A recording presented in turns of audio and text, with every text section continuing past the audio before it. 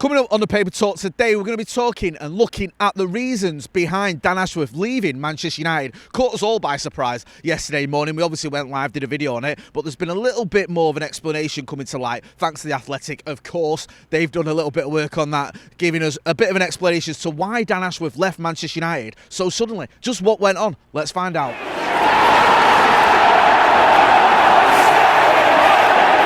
Jay here for Stretford Paddock. This is the Paper Talk. As you can see, I'm outside Old Trafford and it's a little bit cold, so you might want to put your parkas on.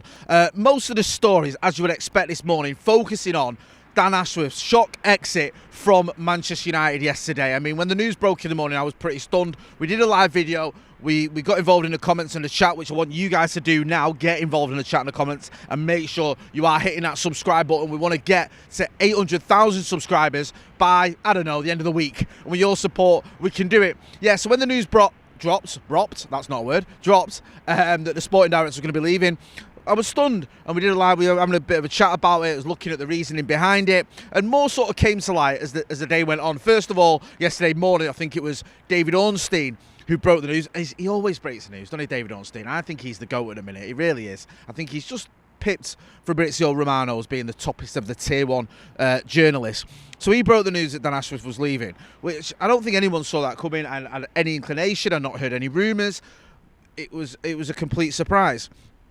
There was a bit of an explanation there. Apparently Jim Ratcliffe was heavily involved in the decision. Pivotal, I think, was the word that was used. He was pivotal in the decision. Obviously, it wasn't just his. I think there was discussions with Omar Barada as well. But it was decided that Dan Ashworth's time at the club had come to an end. Now, the initial reaction from myself and many other people who were in the comments was one of just bewilderment.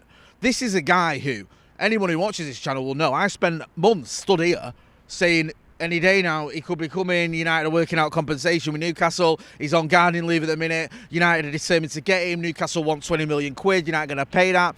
We're going to pay a little bit less. At one point, it looked like we're going to pay closer to 10. I think in the end, United paid around 2 million quid for him, which is a lot of money for a football administrator, if you want to call him that. Also, then there was the argument or the discussion about just when he could arrive. There was some talk that Newcastle wanted him to arrive after the transfer window. United pushed back on that. In the end, he joined on July the 1st. So you went through all this wrangling, these discussions, this sort of, negotiations to try and get him here. You got him here in July, and then in December, you're sacking him. I mean, listen, the story yesterday that was published by Ornstein in The Athletic said it was being touted as a mutual decision. When we've read between the lines, it isn't mutual. The club have decided to let him go. That's like when I said this yesterday. It's like when Vidic left United and him and boys were like, this is a mutual decision. What, Vidic decided he's going and you mutually agreed there was nothing you could do about it. It feels like that Dan Ashworth was basically told, we don't want you here anymore. That's not mutual. I know it's being said, it's being touted as that because it probably just to save a little bit of face, not just for Dan Ashworth, but also for the club. It probably looks better to the club to say, well, we've not just decided to sack someone we spent 5 months trying to get after he's been here, or 3 months trying to get, after he's only been here for 5 months. That looks ridiculous. However, that seems to be the truth. And more has come to light this morning, or last night this morning. There's another article in The Athletic with Laurie Whitwell, who obviously does the Inside United show. Looking forward to chatting to him about that and seeing what he's got to say about what's going on. Him and Adam Crafton, I think, have done an article in The Athletic where they're explaining a little bit of the reasoning behind the decision. It very much feels, when I was reading this article in The Athletic, and I've seen it one or two other places as well, similar points being made, that Sir Jim Ratcliffe was the driving force behind this. Now, you may disagree, get involved in the channel comments. He did say he was going to leave the football to the football people at the club, but it feels like he's been unimpressed with Dan Ashworth. And there's several reasons behind this which are listed in the Athletic article. Things like there was a point where it was being suggested about the next manager coming in, and Dan Ashworth was pointing towards people who had Premier League experience. People like Eddie Howe, Marco Silva, Thomas Frank. And apparently that was underwhelming to Jim Ratcliffe, who felt we should be looking further afield than just people with Premier League experience, other than people that Dan Ashworth knew.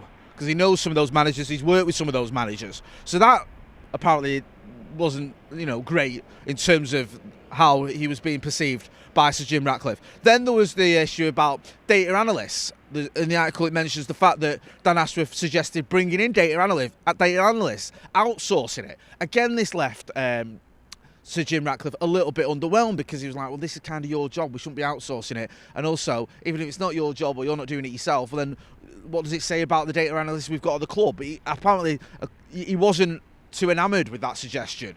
Little things as well. I think on Ruben Amorim's second day, Dan Ashworth went on holiday. That, again, didn't go down too well. So there's all these little things. I think Joe Smith might be looking at this article in a bit more depth later on today. But it does seem like there's all these little things. It's like, a player will get, a yellow card for a load of little fouls. It's not one big foul. It's one, a load of little niggly things, and then he gets a yellow. It feels a little bit like that with Dan Ashworth. Like one thing after another has been building up. It doesn't feel like there's been, so far as we know, and more may come to light, at one big seismic thing or decision or action that he's taken that has been like, that is it, we can no longer work with him. It feels like a serious little thing that's maybe made Sir Jim Ratcliffe feel like he's not the guy he thought he was. And it mentions this in the Athletic article, that I think there was this sort of misconception that Dan Ashworth was some sort of transfer guru, and he ain't. He's more of an overseer. He's more of someone who's almost like a sort of administrator type, manager type. No, I don't mean a football manager of the actual team. I mean of the club and a structure, if you will. So it feels like there's been a bit more of that. He's a bit more sort of geared towards that than he is towards transfers. And that's maybe what's caused some problems there, when the club thought, or Sir Jim Ratcliffe or whoever thought, we're getting this guy who's going to come in and say, that's the player you need to get, that's the player you need to get. Which he might have had a hand in that, certainly, but that's not just what he does, and that's probably not his biggest asset. So this is according to the article as well. You can read more about it, and we'll be going into it a little bit more, and other people are reporting this as well. I think Chris Wheeler's done a piece on it, The Guardian have done a little piece on it as well. Everyone's sort of explaining what has gone on with this fallout. It just seems to have caught everyone a little bit by surprise, so everyone's been sort of scrambling around to explain it. Now, there is some suggestions that maybe it was because Dan Ashworth wanted to bring in Gareth Southgate, and that was the end of that. Not really. I don't think that's really the case from what I gather. That was the reason why he's been sacked, so that was what he was pushing for. He was suggesting people with Premier League experience. Gareth Southgate has got a little bit of Premier League experience. Doesn't seem like he would top of that list, to be brutally honest with you. People also pointing towards transfers. I've seen a lot of stories on social media, reports on social media. Oh, it's transfers. But then if you look at the transfers, and how the summer transfer policy was a shambles. But if you look at when Dan Ashworth came in, some of the transfer decisions had already been made. Then there's also the fact as well that a lot of the transfers this summer have been actually quite decent. Now, you might, Jay, what are you on about? Look at the players we've brought in. Ugarte, I think he's a decent signing. Mazraoui, I think he's a decent signing. De Ligt, I think he's a decent signing. Apparently, he wasn't that involved with the De Ligt one. Joshua Zirkzee, okay, there's question marks there. Well, that's one player, really, where you go in. I'm not sure about that one. The others, I think, have been good signings. You may disagree. Let me know what you think. Get involved in the comments and the chat by all means. So, again, it doesn't feel like you can look at it and go, well, this summer's been a complete disaster and that's all on Dan Ashworth, who joined in July.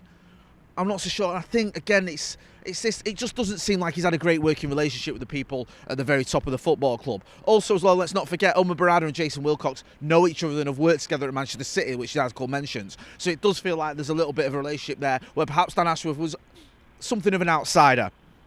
Anyway, we'll go into that a little bit later on. That seems to be the gist of it all. In other news, if you can believe there's actually other news, there's an article in the Manchester Evening News, I think this is coming from reports in Italy, that Manchester United could be in for Victor Osimhen in January. Reports there that he's at Napoli, or he's at Galatasaray on loan from Napoli. He could be available in January, and United could be looking at him. I think we need a striker. Do I think we'll get Victor Osimhen in January? No. But we'll keep an eye on that one, as always. Going to be back later on today with the Paddock Podcast, plus we'll have Joe looking at that Athletic article, doing a bit of a deep dive into just what has gone on at this football club, what is going on at Manchester United. There is never a dull moment, is there? Also, we've got games coming up this week. Don't forget at the end of the week as well, we've got the small matter of the Manchester Derby. Almost forgot about that one.